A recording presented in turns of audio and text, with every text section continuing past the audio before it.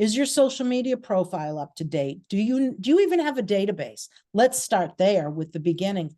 And I find that the agents that are most successful are the ones that, run their organization or run their business like a business. So welcome to this week's episode of Hey Homegirl. Hey Homegirls, this week we are back in my home state of Massachusetts, down in the beautiful area of Braintree, just outside of Boston, with Kimberly Allard, seasoned broker owner and faculty member at Dynamic Directions with Adorna Carroll. She has been licensed in the Commonwealth since 1998. She travels nationally to present on leadership, the DOJ issues in real estate, and much, much more. Not only does Kimberly have almost every NAR designation and certification under her belt, but she also teaches them, along with an amazing landscape of classes she has developed and modernized to give back to our realtor community. On today's episode, she will not only share her transformative path from newcomer to real estate luminary, but she also shows our listeners how leaning into opportunity has changed her life. This episode is more than a conversation. It's a masterclass in professionalism, resilience, and the pursuit of excellence within our industry. Hello, homegirls. Today we are on the south coast of Massachusetts, right about at the Cape, with the amazing Kimberly Allard. Kimberly, thank you so much for being with us today. It is my pleasure. Yeah. So I have heard about Kimberly from so long from an agent that works with me, Jean Rubin, just going on and on about the amazing educator that you are. And I had the opportunity to finally sit in a live 3-day class with you, and it just knocked my socks off. So to be able to have a little one-on-one time with you is very special for me. You are kind.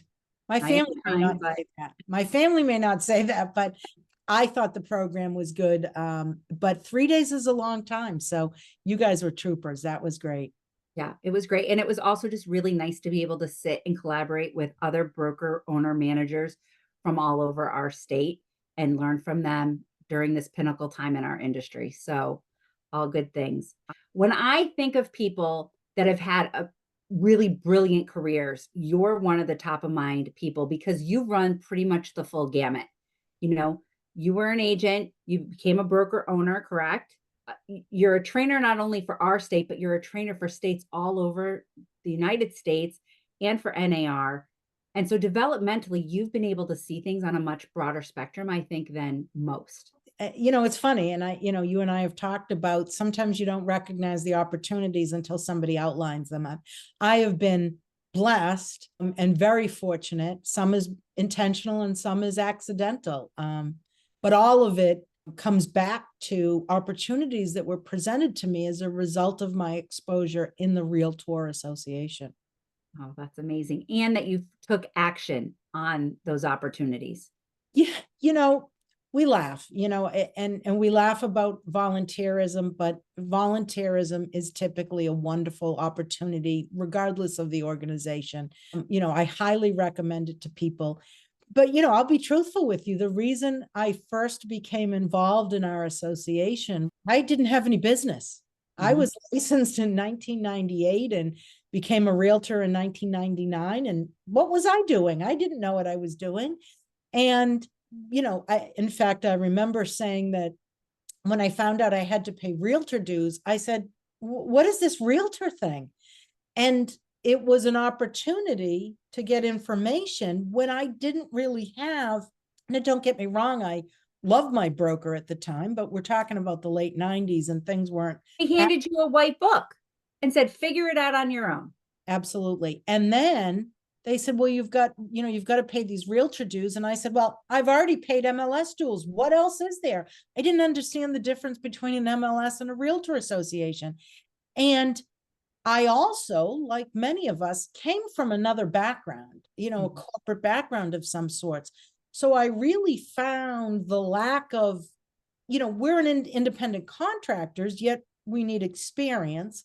We come out of our pre-licensing education, at least in this state, with 40 hours, and that's hardly enough. Mm-hmm. It gives you a lot of knowledge. I knew there were 43,500 and whatever square feet in an acre, 60 square feet an acre, but I wasn't really prepared for practical experience. So at that time, the Realtor Association was there with open hands, and I'm trying to show you my open hands. Yeah. And I just said, geez, I've got to do something, because in another industry, things may have been handled differently. And I knew that I needed knowledge, and I knew what I didn't know. And thankfully, it was Yeah. a blessing that they were there. Yeah. And it was something that you decided to stick with all these years later. Oh, it's like athlete's foot. And that may be something that you end up cutting out of this. But, when I say the Realtor Association is like athlete's foot, I mean in a good way. Maybe Yeah. it's like potato chips. You can't just eat one. I attended my first committee meeting and realized that I'm being surrounded with like-minded professionals that knew way more than I did. And I was gaining the experience and the knowledge by just being present. And then I realized that at some point you shift from being the person that knows very little to the person that knows a little bit more, and then a little bit more. And the amazing thing about our industry is, at least in this state, with 25 or 26,000 realtor members, there's always somebody that knows more than you. 26 years later, for me, there's always somebody that knows more than me. So even today, if I go to an event, a networking event, an education event, any type of lobbying event, or, fill in the blank, whatever the event is, I'm always learning something. And so, like I said, with the athlete's foot, it just doesn't go away. Yeah. It's very difficult, if not impossible, to put your foot in the realtor door and then take it out. And that's not a bad thing, because if it wasn't for those opportunities, I don't know where I'd be. I can't tell you that I would be able to operate at the level I'm able to operate today with the bare minimum requirement of continuing ed in the state. Yeah. And when you look at your portfolio and your designations and your level of education, you've gone through pretty much every single designation there are, and you've embraced them, and you've helped make them your own and make them interesting for other people to learn. Yeah, I do. I believe it's 15 designations and certifications. Most of them are recognized by the National Association of Realtors, but there are a lot more out there. Some of my designations are from my brand, and then state designations. But here's, what drove that was, again, I was brand new. What else was I going to do? Yeah. There was really very little education requirement at the time, and there still is. It was 30 hours then, and it's 40 hours now. And I don't want to minimize the job that the educators do in our state on preparing people to take the exam. They do a fabulous job, or at least the ones I'm aware of. But there was so much more to learn. So all of these designations that are available to realtors, it just seemed natural for me to set a goal. Yeah. And the goal was get as much education as I can, because it was not lost on me the gravity of the task that we perform when helping people buy and sell homes. And I just felt much more comfortable by grabbing those designations. And then, to your point of later on being able to now be an educator and an instructor on a national level for those designations, I feel an obligation to, I know everybody says we love to give back. I mean, let's not kid ourselves. It's a 50-50, but I feel an obligation to do a better job than I did 20 years ago or 25 years ago today, making sure that today's practitioners and realtor members specifically have an opportunity to get a higher level of education than maybe I had back then. And I have to laugh because most of my classes are full with all of the mistakes that I once made. And, people But that's a beautiful thing. Like, that's a beautiful thing to be able to move through life and realize that there's always opportunities to make things better, Oh, yeah. I'm a poster child for mistakes. And you're impacting people so far outside your umbrella of your brokerage that, to me, that's just so inspirational, because industry wide, we have to elevate ourselves. We are handling some of the most important investments that people make, and to be able to represent them in a way deserved is so important. So kudos to that. So you got your license, you got involved, you realized, like any gym membership, what you're going to put into it is what you're going to get out of it. I think of our Realtor Association, the same as a gym membership, the same as a Chamber of Commerce membership. And you have to be able to dig in and put in the time and the energy and network with the people and do the work to get everything out of it. I appreciate you bringing up the gym because People people are like, New Year's resolution's already out the door. right, where's she going with the gym? Kim is not going to give us gym analogies. No, I'm not telling anything about the gym. I actually have two very good friends that own and manage fitness businesses, gyms, etc. They'd be dying laughing. Yes, you can be a realtor, you can pay your dues and really take nothing from it. But what a sin.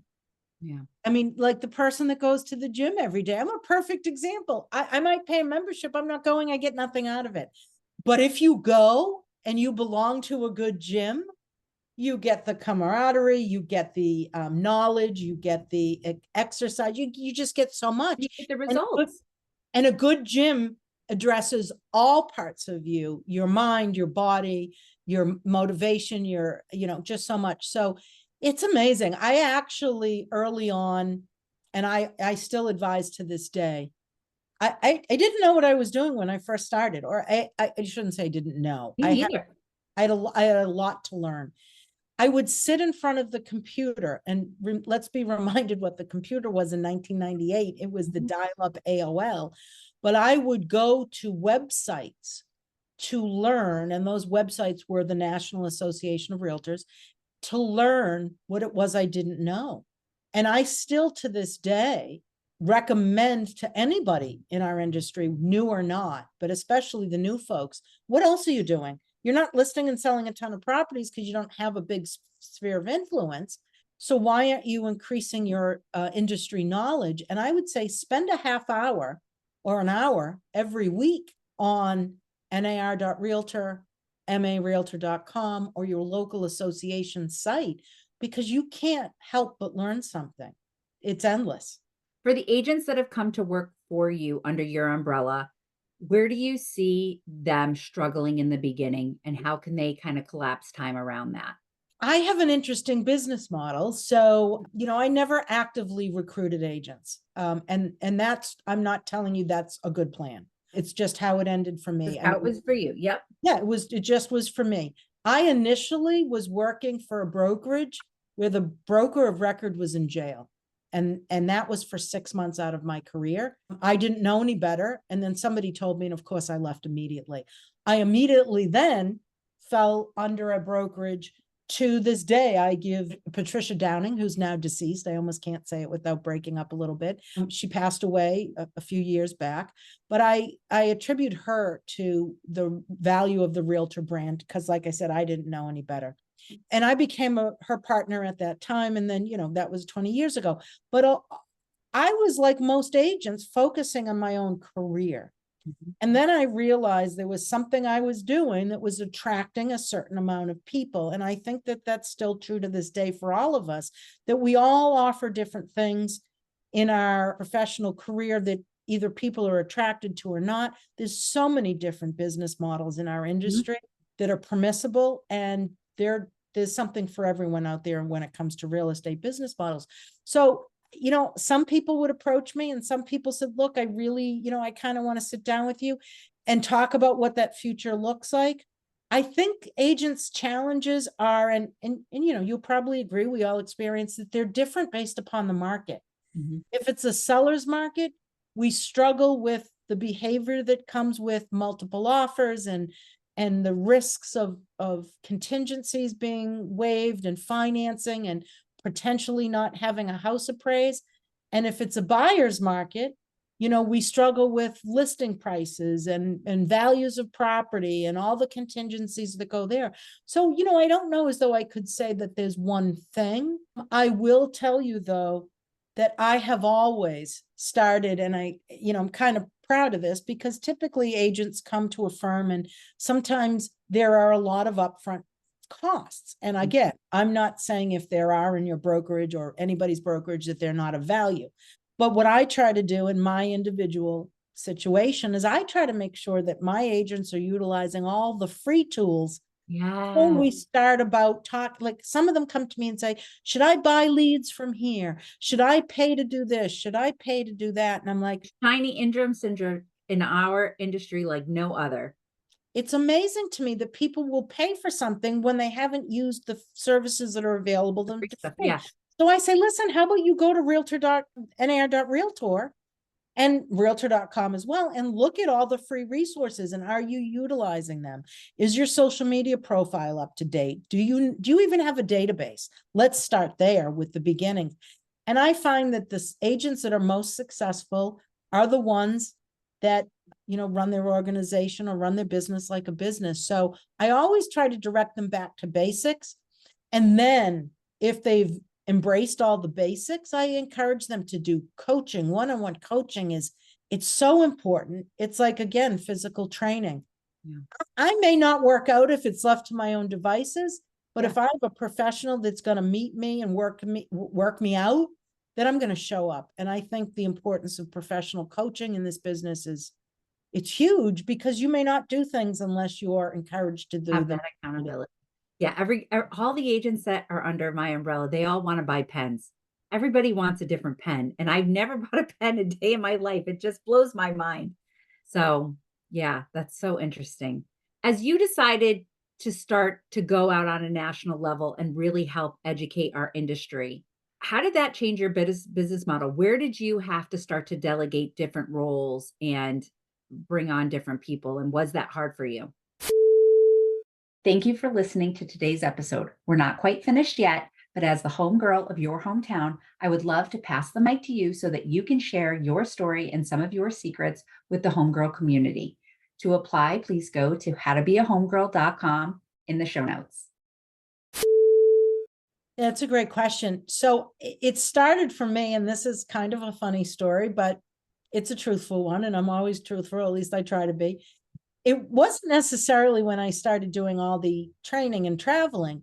It actually started back in 2002 or 2003. Keep in mind, I had not been in business that long. And I knew that I was on a path, or wanted to be on a path, to become local president of my association. And I took my fiduciary duties to my seller and buyer clients very seriously. And I knew that I had to provide a level of service, and I couldn't abandon them at a critical time. So I knew I needed coverage. And this was, I believe, really before anybody even knew what teams were. Yeah. So back at that point, I hired 2 assistants and started bringing on agents that were like-minded, not just anybody, but people that, you know, we worked well together. And what that resulted in was me essentially developing a team before I knew what a team was. And so by the time I became local president, I don't want to tell you that it's not a responsibility. It is, but it was not one that required a team of 5 agents and 2 assistants. It just wasn't. Yeah. You know, the professional staff at our Realtor Association runs the day-to-day organization. You are the spokesperson and you follow the strategic plan. So I'm half laughing at myself because I really overestimated my day-to-day requirement.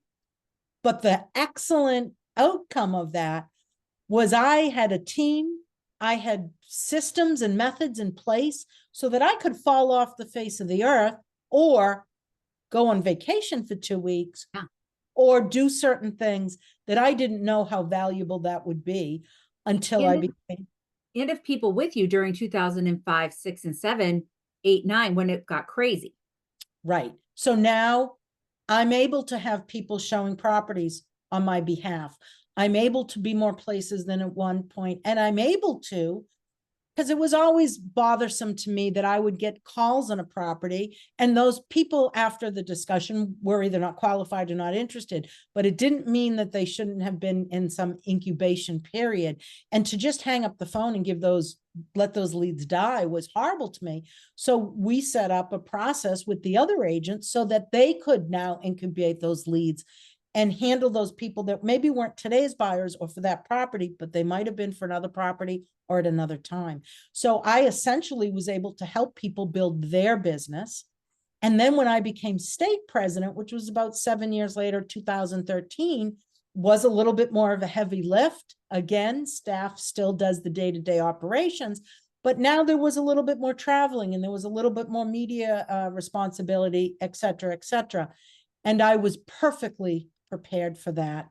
And then after I was state president, I now had a platform that was perfectly designed for me to step into another role. And thankfully, that role ended up being an educator. And then after educating, it became some public speaking opportunities and now some of my original content. So, it wasn't a short, I mean, that's 10 years. We're talking, 20 years, over 20 years, but me overestimating a commitment resulted in, if you said to me, would you do it any differently? The answer would be no.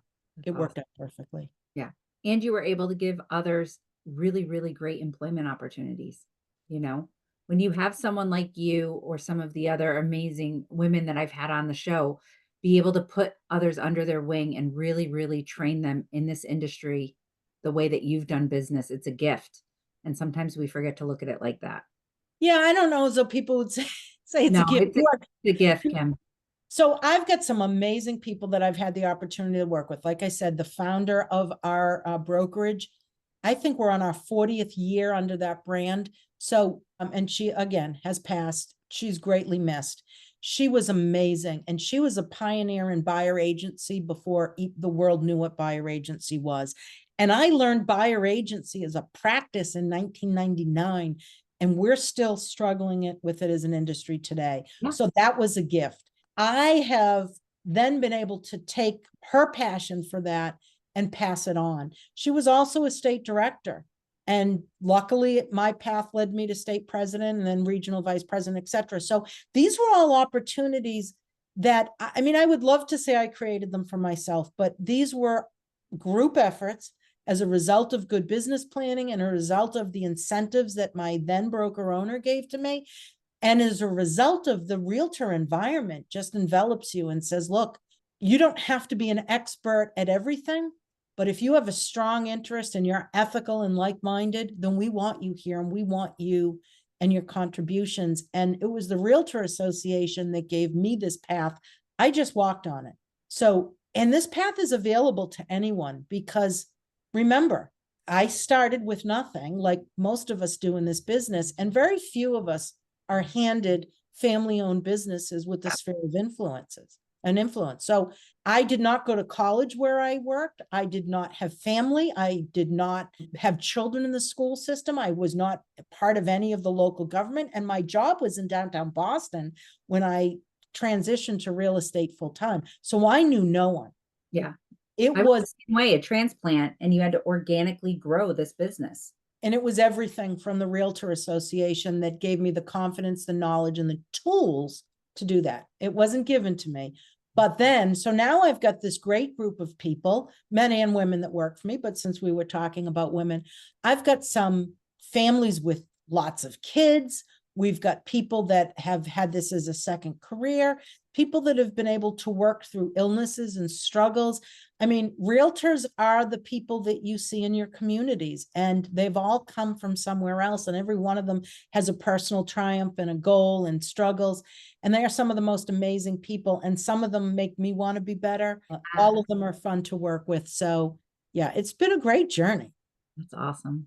With the way that the landscape is changing before our eyes, what do you think are a couple of things that some of our listeners can do over the course of the next 12 to 18 months to really, really strengthen their commitment in our industry? Yeah, we always have to be looking forward. I think that's just really with any business. We're in uncharted territories, I guess, if you know well, and I want to be very careful about what I say publicly, but to advise your listeners and really anyone in business, you have to see what's coming down the pike. Because if you can't anticipate challenges or disruptions, then you're going to be taken over by them. Mm-hmm. And a challenge and a disruption is seen differently by everyone. Some people may embrace them. Some people may try to buck the system. Some things you can control and some things you can't. Specifically for real estate, I would say that we have an opportunity to enhance the level of great service that I think most of us provide already. Use any time that you have available to you to increase your education level. Again, I'm just going to say that 12 hours is a minimum in our state, and that shouldn't be your baseline for what your education is. A CE class is the bare minimum. An educational offering that's nationally recognized as a designation. Some of them are a few hours, some certifications, some designations are 90 hours or more. Invest in yourself. Be prepared and learn as much as you can about what the naysayers are saying. There are people out for our industry, and they have been successful. But just because people are loud doesn't mean they're right. And more knowledge means more power. And the devil is in the details, I think, in the market that we're in right now. Now, a couple of things are affecting our market. Some legislation, some legal issues, some issues of perception of our trade association, and then the struggles with inventory in the market. So there's a lot to dive into. And the economy as a whole. Yeah. You know, it's very interesting when you just look at not even the climate just here in the United States, but the climate across the globe coming out of COVID. And there's so much that's out of our control. And so, you know, I think the wisdom that you're giving to lean into what you can control, and that's your own education, is so critical right now. There's so much. I mean, and I'm not saying people should be an expert at everything. Lord knows I'm not. But if there is an area of your business that you feel is about to be impacted, and I think we all know that that's happening, don't ignore it. Don't say it hasn't happened yet. Don't say I'm not doing anything about it. You know, I've often used the analogy in some of my recent classes that if a tree falls on your house, it may not have been intentional, because you certainly didn't go out and cut it down and make the tree fall, let's hope, but it was accidental. And it was maybe as a result of things that you couldn't control, the environment, etc. So the tree falls on your roof. You don't just go out there and then cancel your homeowner's insurance. You take immediate steps to make sure the weather doesn't come in, the rain and the snow, that your family isn't at risk, that you can sleep safely that night and the electrical isn't at risk.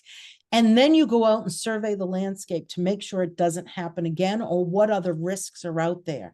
And that's an activity I think we should all do regularly, but especially in this climate. So whether that tree is defined as, you know, litigation, whether that tree is defined as the market shift, whether that tree is defined as however you define the threat, find something that you can control and address it and make sure it doesn't negatively affect your business in the sense of a disruption that could affect your ability to create an income. Most of us do what we do very well, but there's always room for improvement. And the minute we lose sight of that, I think we're in trouble. And it's funny because when I do things like this and people remind me or tell me what my credentials are, for a minute, I say, wow.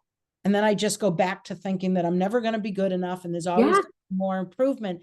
But I really feel like we should take the time to exhale and acknowledge what we've accomplished and then stop reading our press and get right back to it. Because if we don't change, the market does. And you can either thrive or you can just survive. So 2024 NAR conference is here in Massachusetts. Are you so excited? I am. I mean, who doesn't love Boston? It's a wonderful opportunity to bring people and show them the best of, you know, a part of the best of our state. Yeah. Do you have friends from all over the country that are coming that you're looking forward to seeing that you don't get to see too often? You know, I do, you know, but I'm a person that loves Zoom. Yeah. I mean, I sometimes forget when the last time I see people in person was, because like you, I spend so much time in this platform. I know it doesn't substitute for real face-to-face, but I love it. I really do. So, but what do I really love seeing face-to-face is our members enjoying things that you go to a conference. I love seeing the look on a person, a first-time conference or even repeat conference attendees, and they go, oh, they're just in shock as to what the association has to offer them and what they've learned from attending a conference. So I am especially not only excited to see my friends from near and far across the country. I was on a call with somebody from Guam the other day, so that was just amazing. But I'm so excited to see our local realtor members who wouldn't otherwise travel to, like last year, we were in Anaheim, and that's an expensive flight. I get it. But I'm so excited to see our local realtors who haven't otherwise attended or traveled a conference for whatever reason, walk into this conference, because you can drive in and drive home now. No excuses, Boston. No excuses. And then walk out and say, I am definitely putting this on my agenda for the years ahead. Oh, that's a great outlook to have. I know I'm super excited. I know there's no excuses with everybody in my office. We're all going together. It's going to be a great learning opportunity. And I always ask our guests that are on, what's one piece of advice that you would give some of our other listeners on how they can either, empower themselves in this industry, or if they're just getting started in this industry? What's that one piece of advice?